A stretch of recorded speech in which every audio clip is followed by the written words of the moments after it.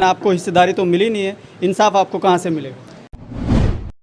और जिन लोगों ने हमसे झोलिए भर भर के वोट लिए और उसके बाद जीतने के बाद वो फिर गायब हो जाते, वो कहीं किसी एक मुद्दे पर हमारे लिए नज़र नहीं आते।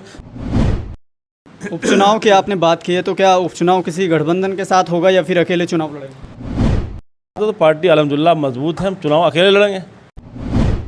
चुनाव लड़ेंगे, ये तो डेफिनेटली पक्का है, ये तो कन्फर्म है कि चुनाव लड़ा जाएगा। लेकिन आज भारत लाइव हिंदी पहुंचा है ककरौली में और यहाँ पर एक पार्टी एमआईएम जो ओवैसी की पार्टी है उसकी कोई बैठक की गई है। थोड़ा सा इन्हीं से जानते हैं क्योंकि यहाँ पर मुख्य अतिथि है और साथ में कई लोग मौजूद हैं, बड़े बड़े पदाधिकारी और ख़ासकर एमआईएम के जिलाध्यक्ष यहाँ मौजूद हैं। इनसे जानने की कोशिश करते हैं कि आगामी विधानसभा उपचुनाव को लेकर जिस तरीके से तमाम पार्टियाँ मेहनत शुरू कर दी है, एमआईएम ने क्या खाका तैयार किया है और पहले जानते हैं कि आखिर इस मीटिंग में क्या बातें हुई हैं। क्या नाम है आपका? मेरा नाम इमरान कासमी है, मैं एमआईएम से जिलाध्यक्ष हूँ। आज ककरौली में कई लोग इकट्ठा हैं, हमने देखा एक मीटिंग के रूप में क्या बातें की गई हैं और क्या मकसद है इस मीटिंग का? हमारे सामने इस वक्त चुनाव है, चुनाव को लेकर बातें की गई। आज मेरापुर विधानसभा की समीक्षा थी। माशाल्लाह हमारे जो विधानसभा अध्यक्ष है फरमान एडवोकेट साहब और हमारे जो ब्लॉक अध्यक्ष है सोनू शफकत साहब, तो माशाल्लाह इन सभी लोगों ने अल्हम्दुलिल्लाह बहुत अच्छा खासा काम कर रखा है और जहाँ पे खामियां है उसको बहुत जल्द पूरा किया जाएगा और बहुत जल्द प्रदेश अध्यक्ष जी का प्रोग्राम लगने वाला है। तो इन्हीं चीज़ों को लेकर आज हमारे यहाँ पे हमारे जो ज़िला महासचिव है डॉक्टर याकूब साहब के आवास पर मीटिंग थी। अल्हम्दुलिल्लाह हमारी ये समीक्षा बैठक बहुत कामयाब रही। समीक्षा बैठक में और उपचुनाव के अलग और क्या क्या चीज़ें हैं जिनमें बात हुई है, क्या क्या मुद्दे आपने रखे हैं? मुद्दे यही, आज चारों तरफ देख लीजिए कितना जुल्म किया जा रहा है। जहाँ चाहे जिसको मार दिया जाता है, बच्चों की इज्जत लूटी जाती है। अब कहा जाता है कि ये सरकार औरतों को सम्मान दे रही है, लेकिन इसका उल्टा हो रहा है। पूरे मुल्क के अंदर नंगा नाच रचा जा रहा है, जंगल राज चल रहा है, कानून नाम की कोई चीज़ नहीं रही है। तो उन सारी चीज़ों को लेकर आज हम लोगों ने यहाँ पे बातें की है। पार्टी इंशाल्लाह आहिस्ता आहिस्ता वजूद में आ रही है। तो हम लोग इस सारी चीज़ों को लेकर चल रहे हैं। हम चाहते हैं कि इस तरह की घटनाएँ ना हो। मुल्क के अंदर सबको बराबरी का हिस्सा मिलना चाहिए क्योंकि सब ने इस मुल्क के लिए कुर्बानी दी है। लेकिन आज चंद लोग हैं जो इस मुल्क के ऊपर काबिज है और ये सोच बैठे हैं कि बस अब हमेशा हमेशा हम ही रहेंगे, जबकि ऐसा नहीं है। तवारीख उठाकर देखो कितने लोग आए, कितने लोग नहीं रहे, जाएंगे, ये तो आने जाना चला रहता है। लेकिन ये जो आज हरदर्मी चल रही है और गुंडा राज चल रहा है, हम लोग इनके ख़िलाफ़ हैं। और जहाँ भी देखा हिंदू मुस्लिम दिखा दिए। अगर जरा आपस में कहीं झगड़ा हो गया और स्कूल कॉलेज के बच्चों के अंदर कोई बात हो गई तो लोग उसको एक बड़ा इशू बना कर हंगामा और सभाएँ और ये वो और बाकायदे थानों के अंदर आकर धमकी दी जाती है, अधिकारियों को दबाव में लाया जाता है और अधिकारी दबाव के अंदर आके काम कर रहे हैं। तो हम ये चाहते हैं कोई किसी के दबाव में आकर काम न करे। जो हमें कानून ने राइट दिया है, जो हमें संविधान कह रहा है, संविधान के एतबार से हमें कार्रवाई की जानी चाहिए। जो जालिम है उसके ऊपर कार्रवाई हो, जो मजलूम है उसको बचाया जाए। लेकिन अब सबको एक ही दायरे में ला के उनको फंसाया जाता है। सब लोग खामोश है, डरे हुए, सहमे हुए। तो हम लोग चाहते हैं लोग पार्टी से जुड़े और हम लोग उनकी लड़ाई लड़ें संविधान के दायरे में आकर।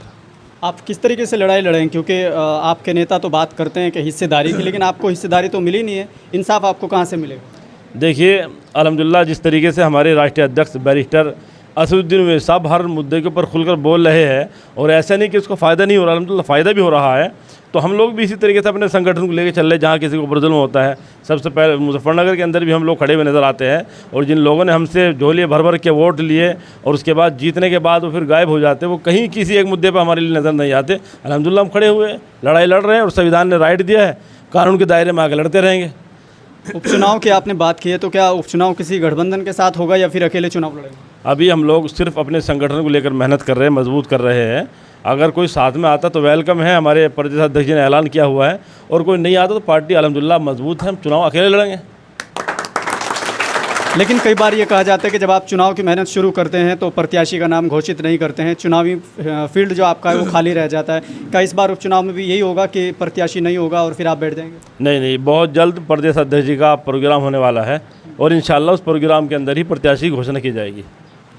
चलिए, और भी लोग यहाँ मौजूद हैं, इनसे भी जानने की कोशिश करते हैं। क्या नाम है? मेरा नाम याकूब अली है, मैं मजलिस इत्तेहादुल मुस्लिमीन से मुजफ्फरनगर का महासचिव हूँ, ज़िला महासचिव। आपके यहाँ गांव में आज ये बैठक हुई है, इसका जो ख़ास मुद्दे जो है उपचुनाव को लेकर है, आप कैसे देख रहे हैं कि जिस तरीके से आपके आसपास में लोग घूम रहे हैं, उपचुनाव को लेकर आप क्या कहें? उपचुनाव को लेकर मैं ये कहना चाहता हूँ कि हमारी जो आज ये थी, ये हमने जो है एक समीक्षा बैठक की है तो हमने अपने कार्यकर्ताओं को इकट्ठा किया था और उन लोगों से समीक्षा ली है कि हम कहाँ तक जो है पहुँच बना रहे हैं। तो जब सभी ग्राम अध्यक्षों को इकट्ठा किया गया तो पता लगा कि हमारा बूथ अध्यक्ष तक का कैडर जो है वो तैयार है। अल्हम्दुलिल्लाह मीरापुर विधानसभा में 4 से 5 हज़ार कार्यकर्ता हमारे सक्रिय रूप से काम कर रहे हैं और हम बहुत अच्छे तरीके से पैठ बना चुके हैं और इंशाअल्लाह मजलिस इत्तेहादुल मुस्लिमीन जो है मजबूती के साथ चुनाव लड़ेगी। प्रत्याशी का ऐलान कब कर रही है और कब ये क्लियर हो रहा है कि आप लोग चुनाव लड़ेंगे कि नहीं लड़ेंगे? जैसा अभी सदर साहब ने बताया, चुनाव लड़ेंगे, ये तो डेफिनेटली पक्का है, ये तो कन्फर्म है कि चुनाव लड़ा जाएगा। लेकिन प्रत्याशी कौन होगा इसके बारे में अभी सदर साहब ने बताया कि हमारे प्रदेश अध्यक्ष साहब का प्रोग्राम लगने वाला है मीरापुर विधानसभा में और वही इंशाल्लाह उसकी घोषणा करेंगे। कई लोग हमसे ये पूछ रहे थे कि जैसे आप जा रहे थे उनसे पूछना कि 24 के चुनाव में भी आपने बड़ी मेहनत की, आपने कहा कि प्रत्याशी हमारे आएंगे लेकिन आए नहीं। इससे पहले 22 के चुनाव हुए, उसमें आपने कहा कि हम चुनाव लड़ेंगे लेकिन आप लड़े नहीं। उपचुनाव को लेकर जनता ये सवाल कर रही कि आखिर जब आप हर बार चुनावी वादे करते हैं कि हम चुनाव लड़ेंगे, लेकिन जनता आपसे उम्मीद लगाती है, चुनाव के टाइम पर आके आप प्रत्याशी घोषित नहीं करते हैं, जिससे आपका जो वोटर है, जो आपको वोट देना चाहता है, वो कहीं और चला जाता है। तो इस बार वो ये कह रहा है कि जब चुनाव नहीं लड़ते तो फ़ायदा क्या होगा? हाँ, देखिए, अभी ये 2024 में जो लोकसभा का चुनाव हुआ था उसमें दरअसल एक परसेप्शन बनाया गया था कि गठबंधन को हराने का जो काम करती है वो मजलिस इत्तेहादुल मुस्लिमीन करती है और उससे भाजपा को फ़ायदा पहुंचता है। हमें उस भ्रम को दूर करना था और हमारे जो है राष्ट्रीय अध्यक्ष ने जो फ़ैसला लिया, यकीनी तौर पर वो बहुत बेहतर फ़ैसला था और बड़े बड़े बुद्धिजीवी उस फैसले में जो है शामिल होकर के उन्होंने ये फ़ैसला लिया कि 2024 लोकसभा चुनाव ना लड़ा जाए। और उसका बेनिफिट ये हुआ कि लोगों के दिमाग से ये भ्रम उतर गया कि मजलिस इत्तेहादुल मुस्लिमीन जो है वो भाजपा की बी टीम है। और आपने देखा कि आज भी भाजपा सत्ता में है और अब हमें अपने दम पर और अपने तरीक़े से जो है चुनाव को लड़ना है इंशाल्लाह और हम उसमें कामयाबी हासिल करेंगे। रही बात गठबंधन की, उसके लिए हम तैयार हैं, हमारे दरवाजे खुले हुए हैं। हमारे अध्यक्ष जी ने भी ये ऐलान किया हुआ है, प्रदेश अध्यक्ष ने, जो भी आता है उसका वेलकम है, जो नहीं आता है उन्हें पता लग जाएगा कि चुनाव किस तरह से लड़ा जाता है और विधानसभा मीरापुर में उपचुनाव में क्या होने वाला है। थोड़ा सा आप बताइए कि आप जैसे उपचुनाव की बात कर रहे हैं तो क्या मुद्दे होने वाले हैं आपके?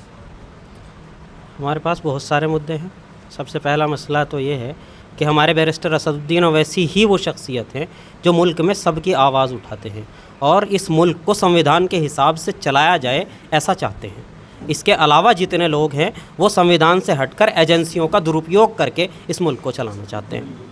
लेकिन उपचुनाव में आपके क्षेत्रीय मुद्दे क्या होंगे? वो तो एक नेशनल लेवल का हो गया, लेकिन आपके विधानसभा के मेन मुद्दे क्या होंगे जो जनता के पास आप लेकर जाएंगे? आप हमारी विधानसभा में घूम के देख लीजिए, जो हमारे पिछड़े इलाके हैं मुसलमानों के, उनमें जाकर के देखेंगे सड़कें नहीं हैं, उनमें जाकर के देखेंगे आप स्कूल नहीं है, गर्ल्स के लिए तो कोई स्कूल है ही नहीं।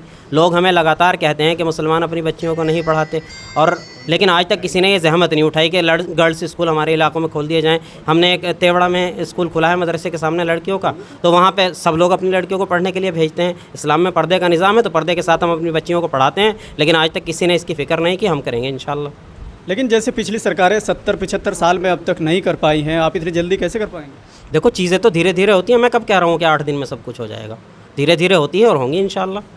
लेकिन ये कॉन्फिडेंस आपको कहाँ से आता है कि मतलब आप इतनी जल्दी कर पाएंगे? थोड़ा लेट भी होगा तो हो जाएगा, क्योंकि सत्ता में बहुत सारी सरकारें रही हैं, बहुत सी पार्टियां रही हैं, वो अब तक नहीं कर पाई हैं, लेकिन आप कह रहे हैं कि हम कर पाएंगे, क्योंकि सत्ता में रहने के बावजूद भी नहीं कर पाई हैं और आप अभी पहला कदम भी नहीं चढ़े हैं, खासकर उत्तर प्रदेश या मीरापुर में। कितना टाइम लगेगा? पहला सवाल तो ये है कि कितना टाइम लगेगा, यानी सत्ता में पहुँचने में।